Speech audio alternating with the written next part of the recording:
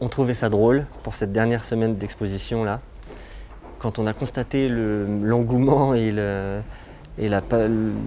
passion des gens pour le papillon, pour la récurrence que j'utilise dans mon travail là. On trouvait ça drôle de mettre au défi d'en donner une estimation.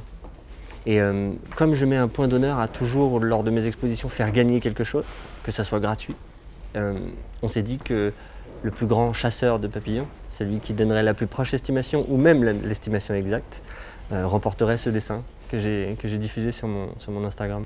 C'est vrai que j'ai eu vite une fascination par rapport à cet insecte. J'ai souvenir, tout petit, de par inadvertance en avoir effacé un.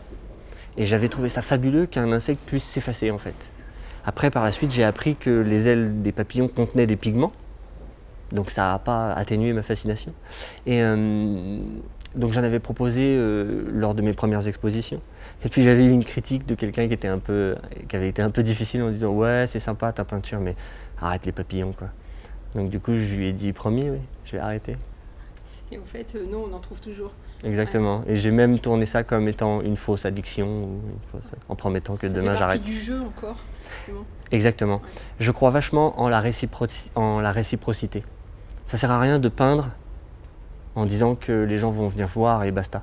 J'adore quand la réciprocité s'installe et que d'un seul coup il y a interaction et que d'un seul coup il y a échange. Là ça me plaît quoi. J'ai l'intime conviction que la peinture ça peut sauver le monde, mais j'ai aussi l'intime conviction que ça va quoi. C'est que de la peinture. C'est un prétexte pour tomber d'accord quoi. Il n'y a pas vraiment beaucoup de... C'est ce paradoxe-là que j'adore quoi.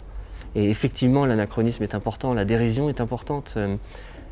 Il faut pas s'ennuyer quand on vient voir de l'art ou un processus de création quoi. Je trouve ça important que ça aille avec. Et là, on ne s'ennuie pas, c'est vif, il y a plein de lettrages. Justement, comment vous avez construit cet acte 2? Ouais, j'espère qu'on ne s'ennuie pas. Je l'ai construit de façon passionnante. J'ai eu comme le syndrome inverse de celui de la page blanche.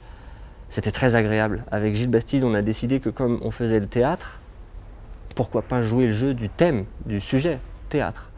Et du coup, j'ai eu l'agréable sensation d'être interrogé à l'oral sur un sujet que je connaissais, quoi. Et ça a été très euphorisant et je suis venu ici faire cette expo avec beaucoup d'envie, mais pas seulement humaine, aussi graphique, quoi. J'ai l'agréable sensation de ne jamais m'être mis à la peinture. J'ai l'agréable sensation de ne jamais avoir arrêté. Et comme j'ai jamais arrêté, effectivement en maternelle je peignais ma maison et tout, et puis au fur et à mesure de ma vie, elle a muté. Et effectivement, ce que vous dites est juste, il y a un moment où j'étais attiré par le pop art, où j'ai essayé de reproduire pour progresser, pour emmagasiner de la technique et tout.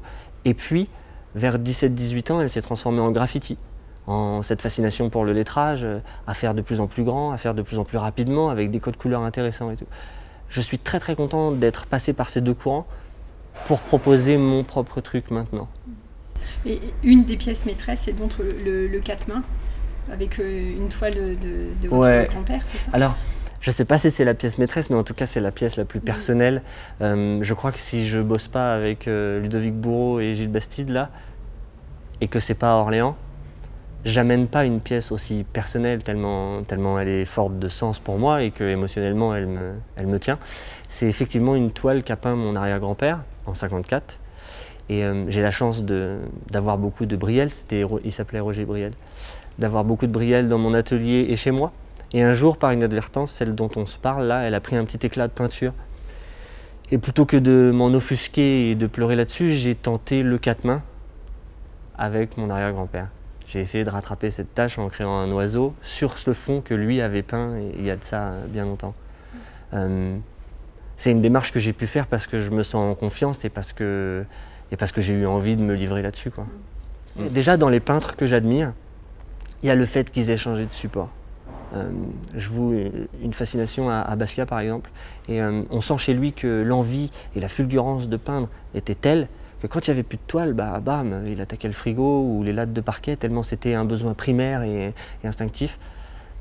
Ça fait partie des choses qui m'ont fait admirer certains peintres, le fait de changer de support, de s'adapter. Et puis il y a aussi l'agréable sensation de sortir de sa zone de confort. Sur une toile, j'ai mes marques, je sais comment ça va glisser, je sais comment ça va esquisser, je sais comment tout ça. Sur une porte, sur un piano, c'est plus difficile. la peinture n'adhère pas, elle rejette, c'est en volume, c'est tout ça.